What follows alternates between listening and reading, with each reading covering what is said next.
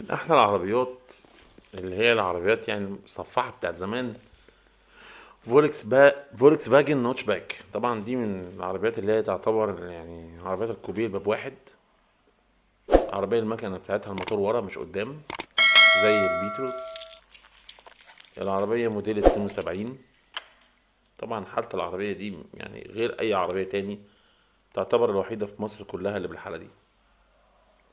طبعا السبب في كده إن العربية دي كانت مرفوعة أكتر من 24 سنة، وكانت واقفة في جراج، فعشان كده العربية مش متهانية. قفة الباب زي ما احنا شايفين، طبعا العربية مصفحة بمعنى الكلمة.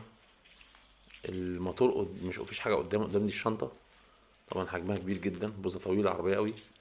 واللي ورا الموتور بتاعها كان اسمها المكنة النايمة، لأن المكنة بتبقى تحت السولتكس، صح؟ تحت في كده غطا كده، تفتح المكنة ورا في غطا، وتحت الغطا ده هو كده غطا جلد، في تحت منه المكنة نايمة لتحت.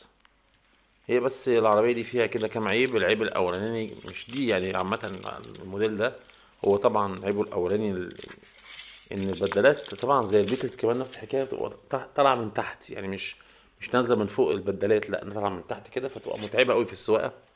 الانتقال كده من البنزين للدبرياج تبقى صعبة قوي يعني، أو قصدي من البنزين للفرامل صعب شوية. فنفس الوقت برضو النقلات بتاعتها، عصاية الفتيس النقلات طويلة قوي، بعيدة من الأول للتاني. تحس إنك بتروح بإيدك لقدام خالص، ترجع لورا خالص عشان تعمل النقل الأول والتاني والتالت، فصعبة شوية. تالت حاجة، العربية المكنة بتاعتها صوت عالي قوي، يعني هي المكنة ورا، مع إن العربية دي مكنتها حلوة قوي، كانت يعني حالتها كويسة، بس المكنة ورا عاملة صوت عالي قوي، زي ما احنا كنا ممكن نسمع صوتها كده.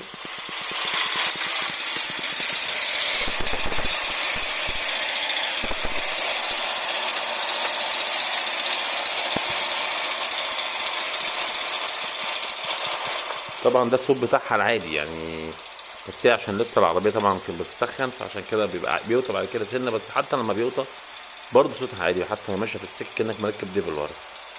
الدركسيون بتاعها تقيل شوية، سواقتها مش سهلة يعني، وانت بتسوق الموديل ده كده تحس ان الدنيا مش سهلة خالص، ومش مناورات يعني، ما بتحسش ان العربية بتستجيب معاك في المناورات زي العربيات الجديدة.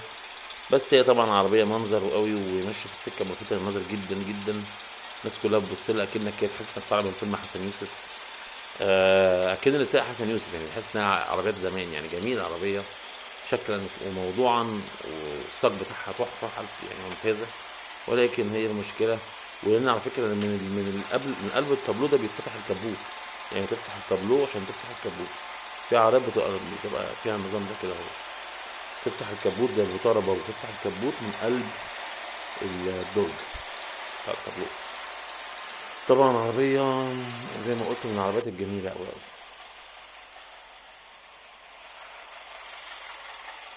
دي مكان المكنه ورا.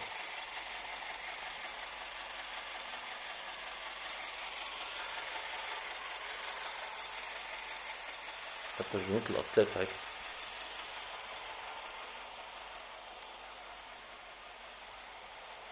رولكس نوتش باك 72.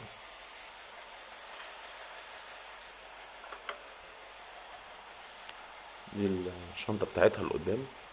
طبعا الشنطة زي ما احنا شايفين واسعة من كبوت طويل، شنطة كبيرة مش صغيرة.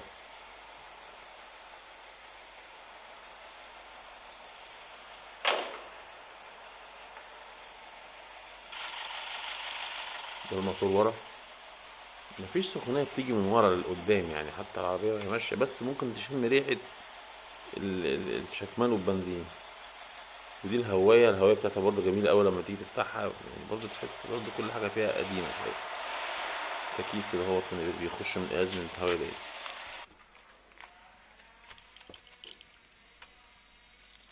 دي المفتاح اللي بيفتح الشنطة ورا، اللي هو ده الموتور، يعني الموتور بيتفتح من قايم الباب من هنا كده، وده الموتور بتاعها زي ما شايفين. اسمها المكنة المانية، نازلة لتحت، فتح السورتكس، بعد منها في بقى ايه، هي المشبك ده هوت، ويطلع فيه زي كده، زي مشابية كده تقفل عليها وتفتحها وتلاقي المكنة تحت. بس هي المكنة دي مكنة البيتلز أحلى منها، يعني المكنة ديت كان فيها مشاكل كتير.